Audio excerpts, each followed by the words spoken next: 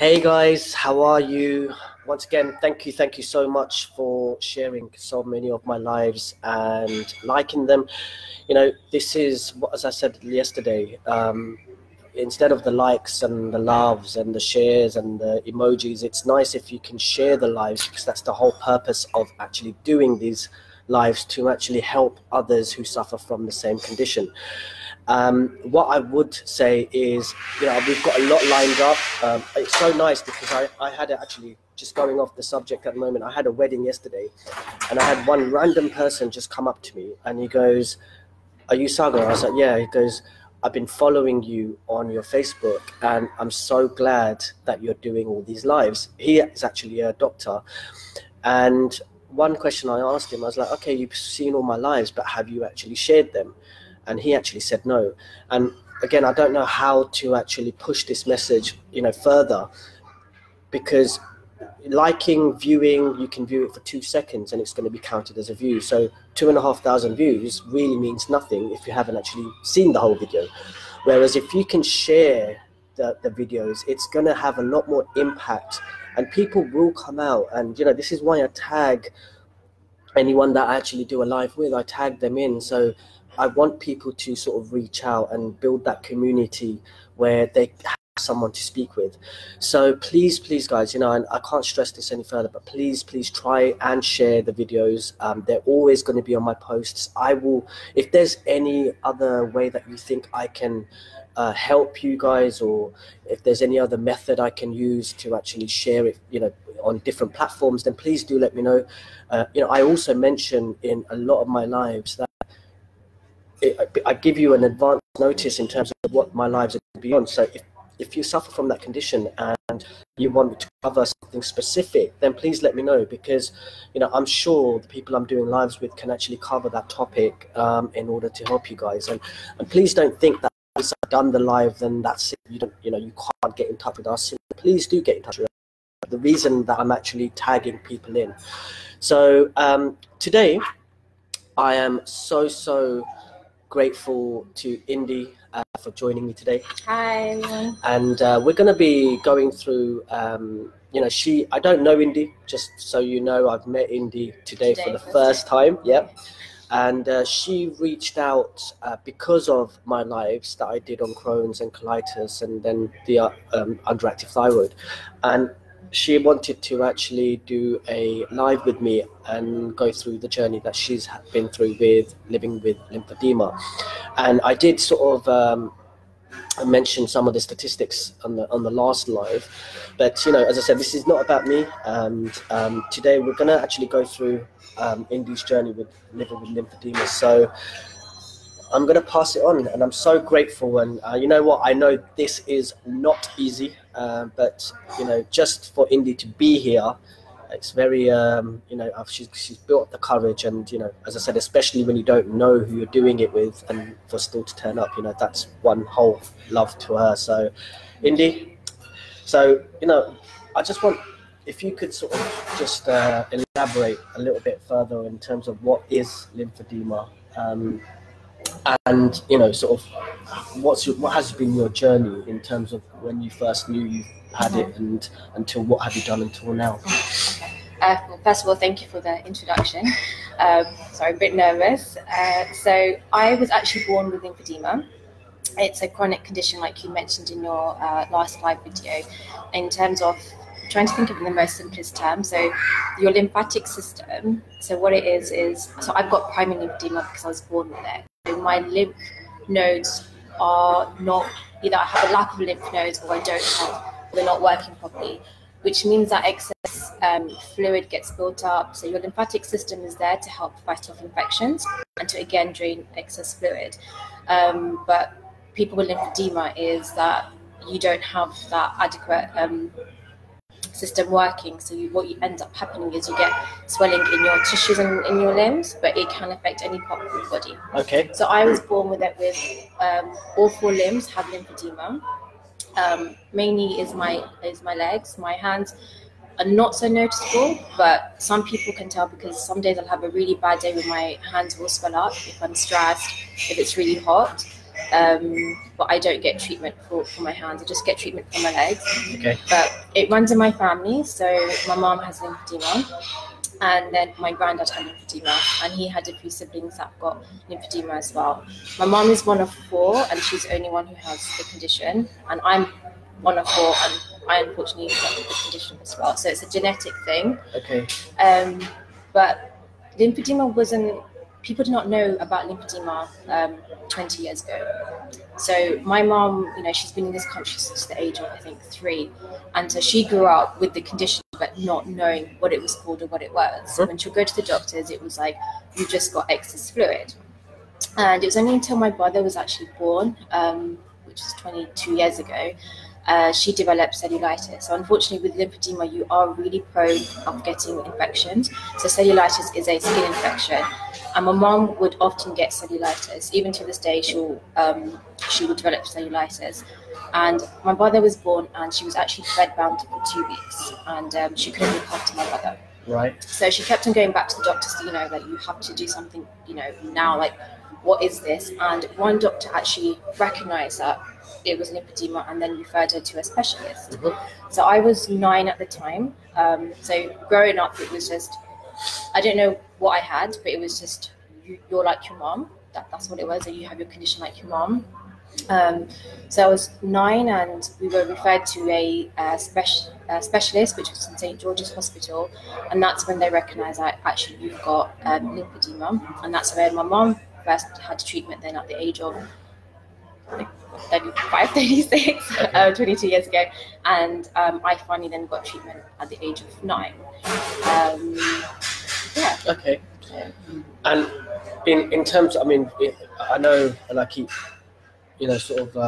keep going back to this, is I've realised that when people suffer from conditions such as, these chronic conditions, how have family been in terms of the support system? Not just family, but friends and family. Have they supported you, or do they understand what you've got, or do they just understand but don't care?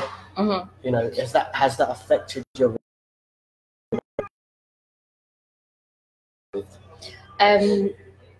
So I'm actually going to go all the way back when I was young. So my family have been amazing. They've been so supportive, especially my mom, because she's grown up with the condition. So every time I would be depressed, because honestly it does cause depression. When you're like a teenager, I mean, self-confidence, self-image is hard enough, but when you're living with lymphedema, it's just 10 times worse. So my mom's always been really supportive. My sisters have been supportive. But growing up was hard because in school, people would just be like, what's wrong with your legs? Why are they so swollen? I was called, why do you have elephant legs? Wow, so I had a bit of form of bullying as well.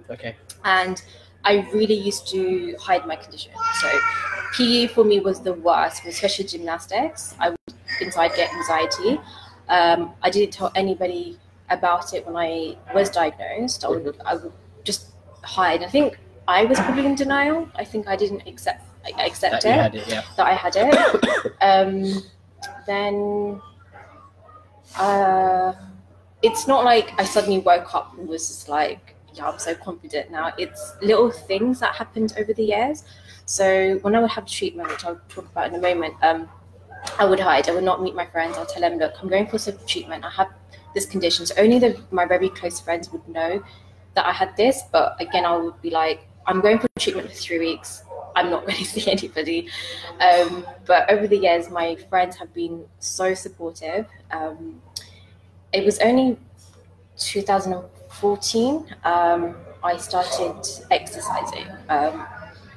So with lymphedema, you really need to be in control of your weight. So if you're overweight, your condition gets worse.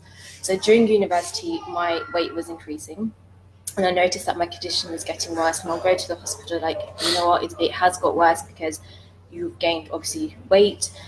So I made the decision to lose some weight. I was exercising, which I noticed. I was like, wow, my condition's getting a lot better through exercise.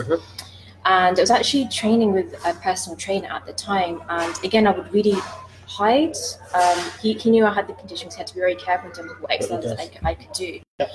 And it was something he said to me that really triggered. It was, he said, when you have children, there's a chance that your children will have your condition. I said, yes. He said, would you want them to hide? And I was like, no, like I would tell them to embrace themselves and love themselves. And he said, but why are you not doing that yourself? And it really like triggered something. And I was just like, oh my God. And it was from then that I started to, for example, it sounds really silly, but again, my clothes, I would wear trainers, I would wear baggy clothes because I was so self-conscious of my legs. But on holiday, I had this mindset that I don't know anybody here, I'm gonna wear sandals. So I wore my first pair of sandals on holiday. And when I went again with friends, they're like, but why didn't you wear this stuff in London? I'm like, oh, because I don't know anybody here, it doesn't matter, I'm not gonna see these people again. And then slowly, I built up the confidence of, you know what, who cares what people are going to think in this country? I really felt that people would judge. And like I said, I have the most amazing friends. So when I would say to them, so at first it was, I had to accept it. Yeah. And it was only when I accepted it truly that I would speak more about it and actually say to my close friends, you know what, by the way, I've got this condition. And they were so caring. So last year when I was going for treatment, one of my friends, you know, she came and saw me, and even though I was like self-conscious, like, no, I don't want you to see me. But she was there, she was really she was supportive, and it was, you know, we're not here to judge, it doesn't matter, like, it's okay, which has been amazing. But like I said, that's only happened in the last 4 years. Otherwise, before that, it was a struggle. And this is what I'm saying, guys, is, you know, exactly what Indi just mentioned. It's so weird that when you start sharing your whatever it is, whether it's business, relationship, condition, you know, we don't share for one reason only. You know, there's something in us that wants to come out, but we don't share it because we're too worried about what other people are going to think. And that actually stops us being who we are. And you can't, how weird is it that you have to go to another country to actually feel relaxed? And that should not be the case. You know, you've got a good system around you. And I think if we need to remove that judgment thing and forget what other people think, because to be honest with you, it's not your life they're living.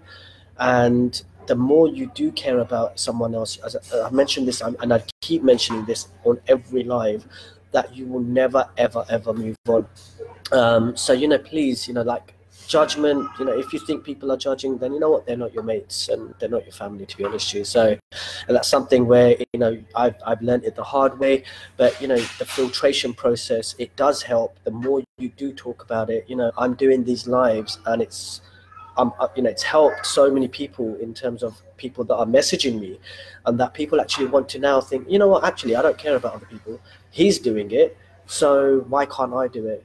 You know, I've got someone else who's just started doing lives about backpacking, and I said to her, I said, you know what, amazing, you know, and I said, oh, what made you do the live? And she goes, well, you were doing it, so I thought, why can't I come out of my comfort zone, because I don't care what other people think.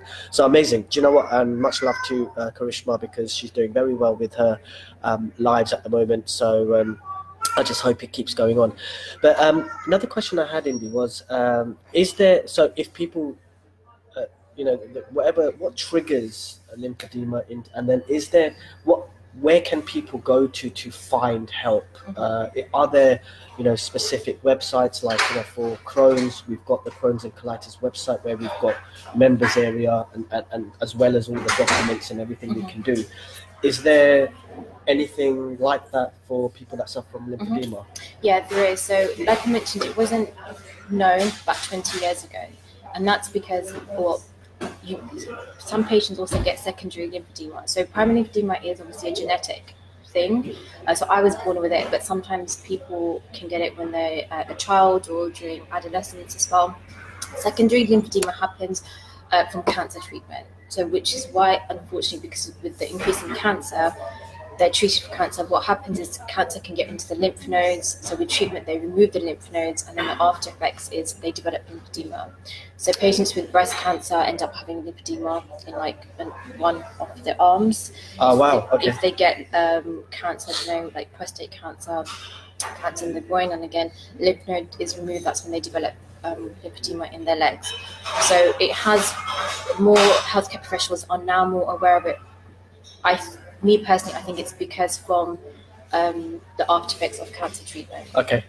So there is a lot more support now, now compared to when I was growing up. So in terms of supports, I'm joined with the LSN, which is lymphatic support network. I do remember that, which is great. So again, it's about people talking about their experiences. It's like a community, and it again helps you to interact with other people. I was looking yesterday as well. There's something I just found which is called Lymph Connect as well, and that tells you a bit more about treatments available as well. And again, like a community, you can sign up as either a patient or a healthcare professional. So I actually joined yesterday as a patient, and there is now a lot more information about lymphedema. You can go to your GP who will refer you to like a specialist. So I know there's a few hospitals that now have like a centre for treating lymphedema. Do you know any like that you can name a few? So I'm with Ealing, which is Meadow House, and then there's one in Hayes and Harlington, Harlington Hospice. They have one. St George's at the moment, I think it's like the biggest centre, I think, for lymphedema. So they specialise in lymphedema. Okay. And so, is there a question? No, that's okay. So yeah, I mean, so the support network. So there are places that people can visit and stuff. And in terms of, do you have to, take any medication or ongoing treatments, or is this... So there's no tablets. Okay. So again, 20 years ago, doctors were actually giving a water tablet called like a diuretic, but that does not actually work for lymphedema. Okay. So there's no tablet, there's no cure, but what you have to do is you have to manage it.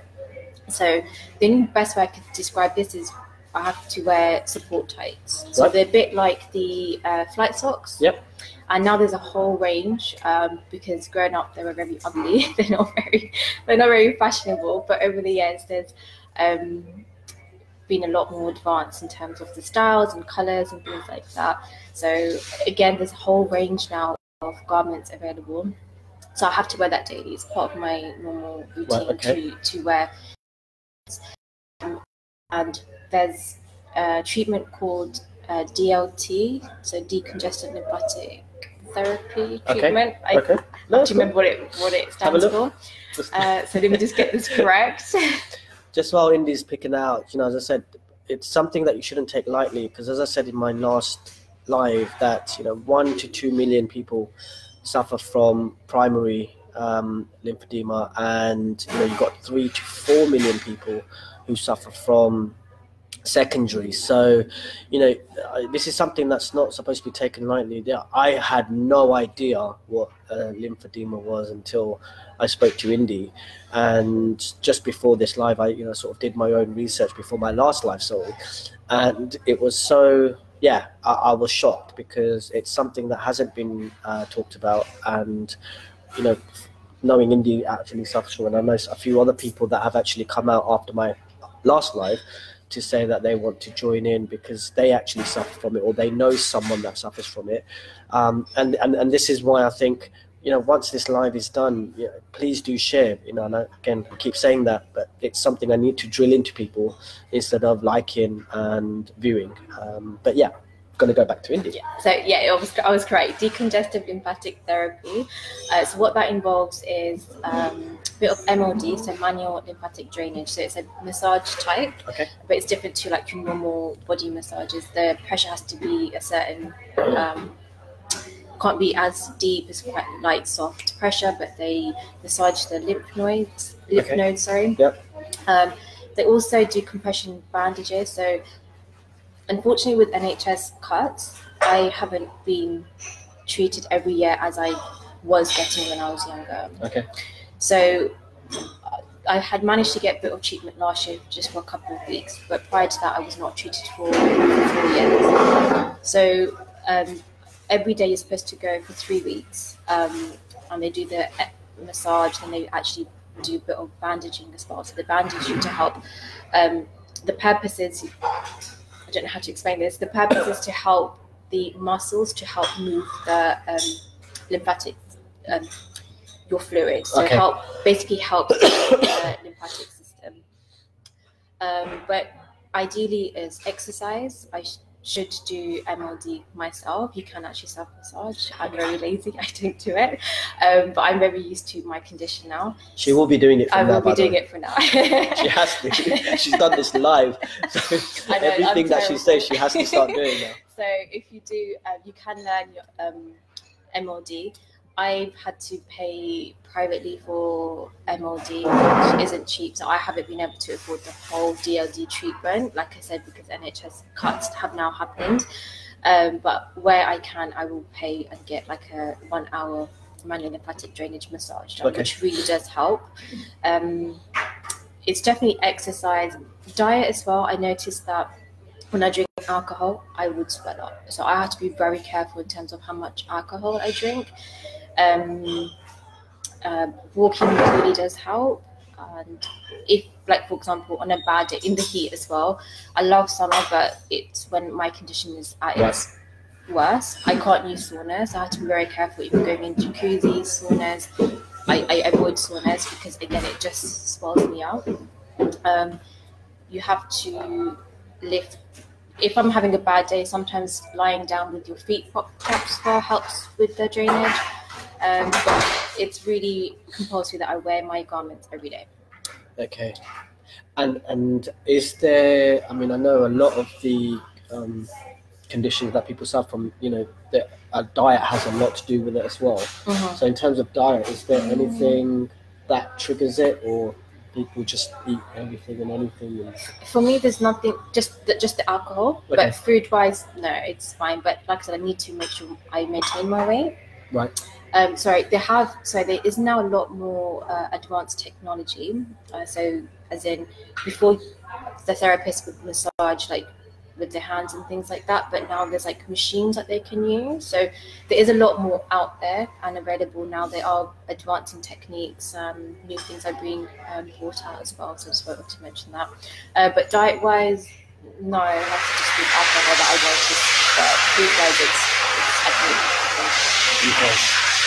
So, I just want to say, Vivek, hello, a few people have joined in.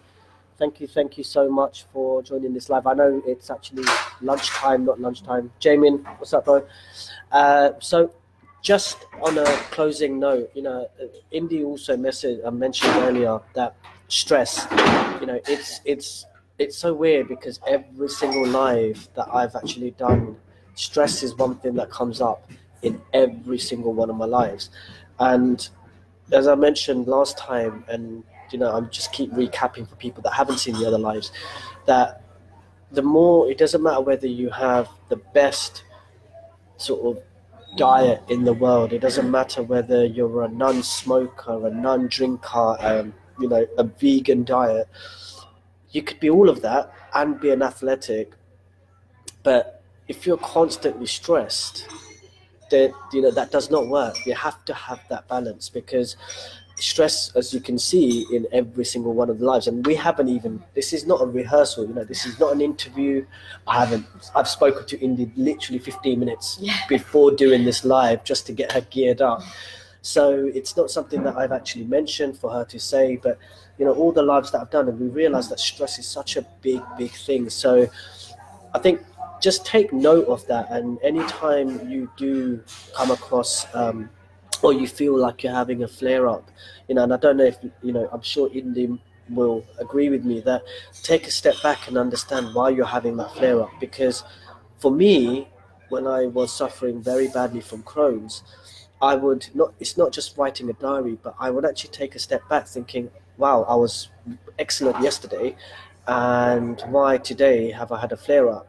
So knowing that it could be either losing a job or money or relationship or whatever it is, I realized that every time I got stressed, it actually triggered some sensors for my Crohn's to say, okay, this is the time to actually, you know, sort of affect his system. So yeah, please, you know, it's nice to know when you're stressed, you know, and it's very hard to live a stress-free life, but there are so many things like meditation and taking a step back and understanding why something's happening instead of actually going through the whole stress element, because the only person that's going to get affected by it is yourself.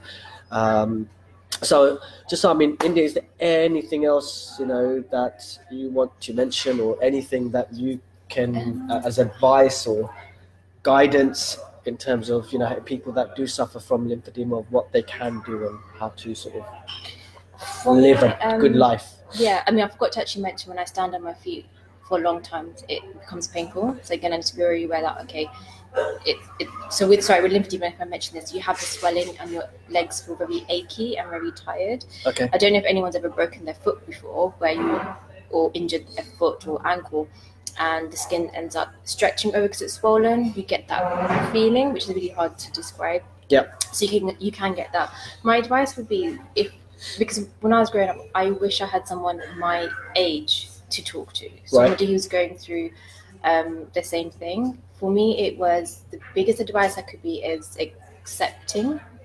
Okay. Accept it. Yep. And try and control it rather than it controlling you. Got it. If that makes sense. That makes a lot of sense. So that's one thing that I've always done. Yeah, is you control it. So, you know, it does make you very depressed. I mean, I haven't overcome it. There are days when I'm having a really bad day and I feel a bit low, especially shoe shopping. I get anxiety when I have to go shoe shopping. I have to mentally prepare myself for shoe shopping. But what has been great is that you've got so many availability now of like wide fit shoes, etc. now, and they're a lot more fashionable than what I had growing up.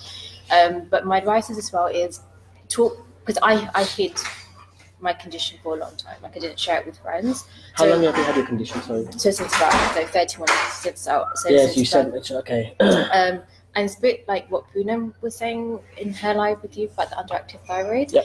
Is about, speak to your family and friends about it when you're having a bad day, because you realize by opening up, and it's like you said, the right people will be there for you. I was just gonna say, so if people, if they can't speak to their family and friends, how do you sort of get through that wall? Oh God, that's a difficult one. I've been fortunate to have a support, but there's, like I said, there's support networks out there. Yeah. Because sometimes talking to a stranger is easier. I mean, you tagged me in to reach to me. I'm with that, because from this live, if I can reach out just to one person, it will be amazing. Amazing. So I forgot your question again. No, I was just saying, yeah. Any just last thoughts of, you know, no, it's how people can live a good enough life even though they suffer from that condition. For me, again, it's took me a very long time to overcome, but not caring about what other people think. Right. Because I felt very like, oh, what are they going to say? Because unfortunately, during school, when you have children making comments and things like that, it does affect you. But I've learned now just to ignore it and just don't allow the judgment of others stopping you to progress in life. Excellent. But it is very difficult to do. But she's done it. But I've done it. That means anything is possible. But like I said, it's about you accepting it first and being like, you know what? I can't change this. It's part of me. Yeah. And it's just, you have to embrace it. Yeah. Amazing. So guys, look, I'm so grateful that you've all joined in your lunch period. I know there might be so many better things that you could do, and you know, just make sure that when you do see this video after work or whenever you see it, you know, try and share the videos as much as possible. Just one quote that I came across, and which I want to leave you with, and that was, which I actually like, is give your stress wings and let it fly away. Yeah? And I'll just let that just stay with you until the next live. So just so you know, my next live, I am so looking forward to it, which is going to be on mental health, and we're going to do that on Monday the 13th of May. Time to be confirmed at the moment. But I'm going to be joined by such an amazing person, actually. Her name's Jinal Amin. I'm going to tag her into my next post, and she's doing something so wonderful in terms of building a network, people that actually suffer from mental health. And we're going to go through, and it's not just a personal thing. The more I spoke with her, I realized that it's so easy to actually suffer from a mental health condition without you realizing that you're suffering from it. And that could be something such as depression, anxious, anxiety, whatever it is. And I think people tend to sort of fob it off, thinking, just get over it.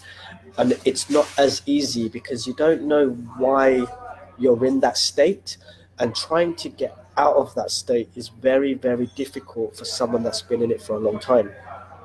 Especially, again, this comes back to the right people, the right network. And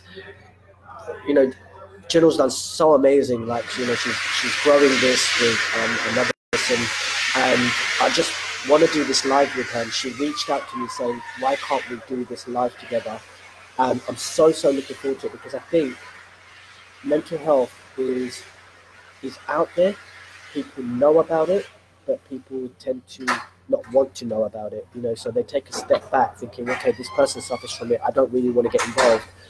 And which is not the right way to go about it, because I think people with anxiety, and I've just come across a few people in the last year who suffer so badly, but I never understood what they had until I actually read up on it.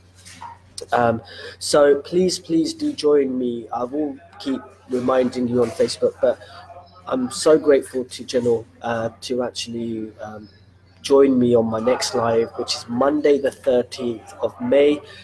It will be on mental health.